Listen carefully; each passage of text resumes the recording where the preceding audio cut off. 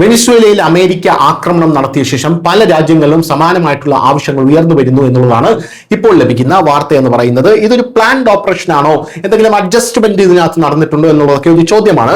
മറ്റൊരു രാജ്യത്ത് കടന്നു കയറി പ്രസിഡന്റിന്റെ ഭാര്യയെയും പ്രസിഡന്റിനെയും പിടികൂടുക, ഭരണം ഏറ്റെടുക്കുക, എണ്ണ ഉൾപ്പെടെ നിർണായക സമ്പത്തുകൾ കൈയടക്കുക, വെനിസ്വേലൻ പ്രസിഡന്റിനെതിരെ US പ്രസിഡന്റ് ഡൊണാൾഡ് ട്രംപ് നടത്തിയ നീക്കങ്ങൾ ലോകത്തിന് നൽകുന്ന സന്ദേശം എന്താണെന്നുള്ള ചോദ്യമാണ് ഇപ്പോൾ ഉയരുന്നത്.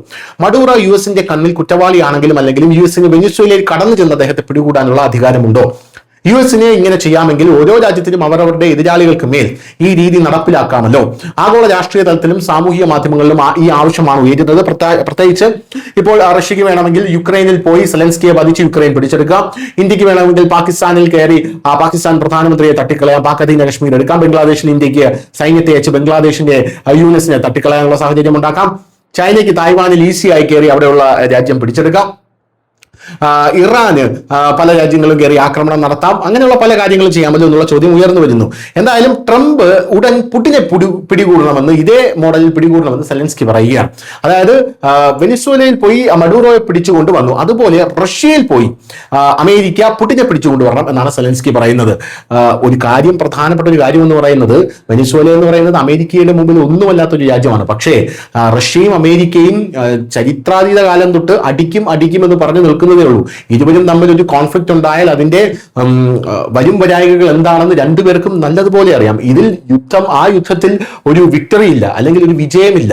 ആ യുദ്ധത്തിൽ പരാജയങ്ങളും ബ്ലഡ് ഷെഡും മാത്രമേ ഉണ്ടാവുകയുള്ളൂ എന്നുള്ളതാണ് കാര്യം. അമേരിക്ക മുച്ചൂടും മുടിയും, കാരണം റഷ്യയിലുള്ള ആയുധങ്ങൾ അത്രയ്ക്ക് ശക്തമാണ്. ഏറ്റവും കൂടുതൽ അണ്വായുധങ്ങൾ റഷ്യയിലാണുള്ളത്. ഏറ്റവും കൂടുതൽ പ്രഹരശേഷിയുള്ള ആയുധങ്ങൾ റഷ്യയുടെ കയ്യിലാണുള്ളത്.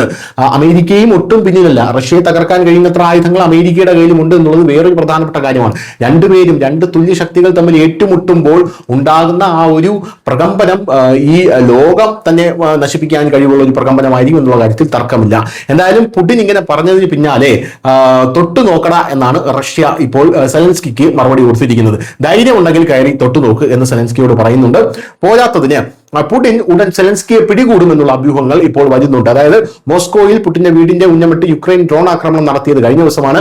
പുടിനെതിരായ വധശ്രമം ആരോപിച്ച് സെലൻസ്കിയെ പിടികൂടാൻ റഷ്യക്ക് ഇത്തരം ഒരു കാരണമായി കാണാമെന്ന് വാദങ്ങൾ സമൂഹ മാധ്യമങ്ങളിൽ ഇപ്പോൾ ഉയർന്നു കഴിഞ്ഞു. അത് വേറൊരു സംഭവം.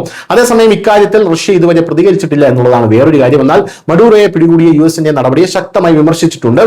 ട്രംപിനാകാമെങ്കിൽ ഇന്ത്യക്കും ആകാമെന്ന് പറഞ്ഞ് വേറെ ചില ആൾക്കാർ രംഗത്തെത്തിയിട്ടുണ്ട്. അതായത് ട്രംപ് വെനിസ്വേലയിൽ കടന്നു ചെന്ന് മഡൂറോയെ പിടിക്കാമെങ്കിൽ ഇന്ത്യക്ക് പാകിസ്ഥാനിലേക്ക് കടന്നു ചേരാമെന്നും അസസുദ്ദീൻ ഒവൈസി ഈ അവസരം മുതലെടുത്തുകൊണ്ട് ഒവൈസിയും ഇപ്പോൾ പറഞ്ഞിട്ടുണ്ടെന്നുള്ളതാണ് വേറൊരു കാര്യം. രാജ്യങ്ങളെമ്പാടും തന്നെ പരസ്പരം അങ്ങോട്ടും ഇങ്ങോട്ടും അടിച്ചു ചാവണം എന്നാണ് പ്രതിപക്ഷ നേതാക്കളെല്ലാം തന്നെ ഓരോ രാജ്യത്തെയും പറഞ്ഞുകൊണ്ടിരിക്കുന്നത്. News desk Malayalam.